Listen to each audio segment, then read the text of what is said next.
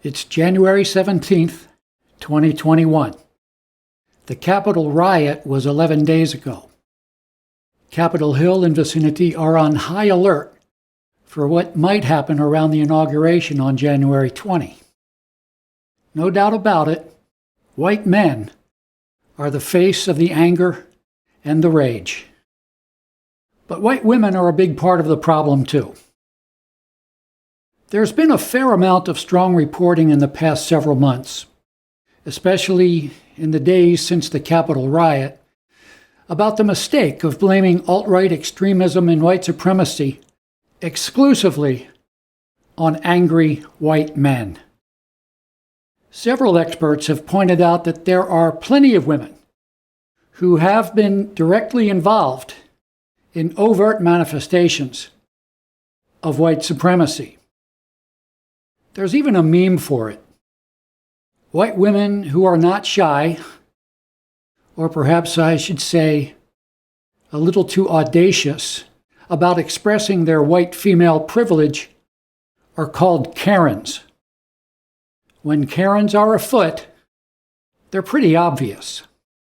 But there may be a deeper, less visible, and much more important story in how women have been indirectly involved, behind the scenes, away from the front lines, less visible, less easy to blame. On our comeback, we talk about how the world is quite ready, willing, and able to see male power and its excesses. People talk a lot about the patriarchy. They don't talk much about the Matrexx, the our comeback name for the female power structure.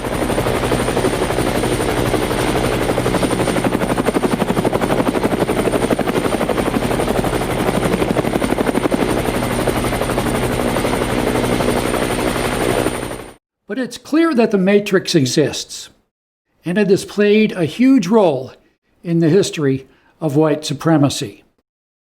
Let me read to you from a book called Women of the Klan: Racism and Gender in the 1920s by sociologist Kathleen Blee. Both popular and scholarly accounts portray the terror of the Klan through images of bigoted, hate-filled white men, not women. When we include the less public actions of Klanswomen, the poison squads that spread rumor and slander or organized boycotts, the picture changes. Women of the Klan drew on familial and community ties, traditions of church suppers, kin reunions, and social celebrations to circulate the Klan's message of racial, religious, and national bigotry. They spread hatred through neighborhoods, family networks, and elusive webs of private relationships. And here is an excerpt from a 2018 New York Times article titled "The Women Behind White Power" by historian Elizabeth Gillespie McRae. Stories about the nation's racism have focused on the dramatic, not the daily, on the speechifiers, not the low-level campaigners. But it is the mundane and the persistent that make movements. In the 1970s, women led the effort to avoid the desegregation of Boston public schools. While men debated in legislative chambers and listened to challenges on the bench, women headed to school cafeterias, playgrounds, and PTA meetings, doing the bulk of the behind-the-scenes work of supporting the politics of segregation. They transformed their homes into centers of bureaucratic efficiency, copying flyers, signing neighborhoods for petition drives, and scheduling protest shifts at elementary schools and bus garages.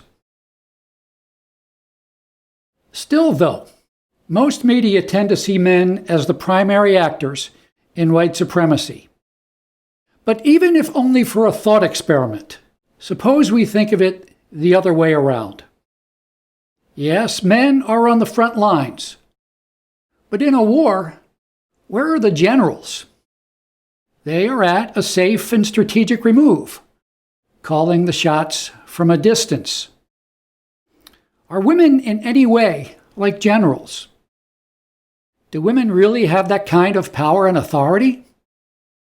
Or are power and authority maybe the wrong words? Do women have that kind of influence? That's probably the better question. Let's think also about how big corporations are structured. If you look at the patriarchy and the Matrixx, which one looks more like a corporate board of directors, huddled around the higher goals and visions of the company? And which is more like an organizational chart of the company staff, with the CEO at the top and all his underlings reporting up to him in his efforts to achieve the more exacting goals of efficiency and profit the board has laid out for him? Boards of directors hire and fire the CEO. A 2019 story on the CNN website mentions a speech by a male white supremacist who spoke to a group of women about how his group would promote family safety. One woman said, "He made a really good argument for families." She said she liked the family security, the promise of safety. It's very appealing. So from that scenario, we can imagine the white male supremacist coming to that group of women to sell them on an idea that had never occurred to them, that family safety is a good thing and that oppressing blacks somehow makes white families safer. But maybe we should look at it the other way around, that the women knew exactly what they wanted and were looking to hire an outfit that would improve family safety. And so, of course, that's exactly what the man is going to say during his sales call, that his company knows what they want and he can deliver it. Also on the issue of women's influence over men, imagine a neighborhood where white supremacy bubbles close to the surface. Which sentence do you think a man in that neighborhood is more likely to hear from his wife or girlfriend? Number one, a family from Somalia is moving into the empty house down the street. Let's take them a cake to welcome them to the neighborhood. Or number two, a family from Somalia is moving into the empty house down the street. What are you and the boys going to do about it? Remember the adjectives that Professor Blee used to describe the power and influence of white women in white supremacist activity? Subtle and pervasive. Finally, on the issue of women's influence, I want to show you a collection of pictures I've been gathering since 2002. See if you can identify what they all have in common.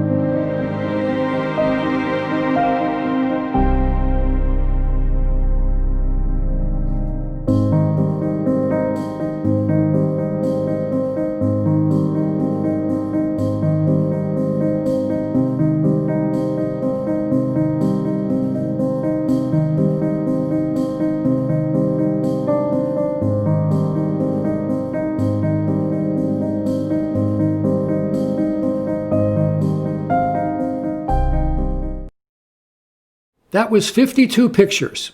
Each one shows a man devoting his full attention to a woman, either to make sure she is pleased or to gauge how he might change something to please her. She, on the other hand, pays no attention to him, but looks outward toward us. The feelings those pictures convey strongly, to me at least, are that she is in control. In nearly 20 years of gathering these pictures, I have found only 2 in which the balance of attention is in the other direction. This one is a counterpart to the last of the 52. They were in the window of a shop that catered to both men and women. And this one is from a promotion for a documentary film. The man has just gotten out of prison and he is checking out the camera. It's subjective, I know, but the 52 pictures might be seen as evidence of a subtle, pervasive type of influence exercised by women that has no name, but is real and powerful nonetheless. Those pictures seem like the kind of situations the phrase "wrapped around her little finger" was invented for. So maybe if we are looking for ways to increase harmony and lower divisiveness in our country, we can't just be beating on angry white men. Many white women, too, are angry, and their influence on men can be profound, especially on men whose sense of honor depends heavily on protecting women, and children too, and helping them feel safe, no matter how real or imagined the threat actually is, and no matter how much their aggressive protection tramples the rights of those perceived to be that threat. The bottom line is that women are as human and flawed as men are. They need and deserve our scrutiny as much as men do. If we feel moved to be empathic and understanding toward the women involved in white supremacy, why do we not offer the same opportunities for healing to men? I'm Jack Kammer. Thanks for listening. Best wishes to President Biden, Vice President Harris, the Congress, the courts, and the good old USA. Let's make America great again. Let's make it better than ever.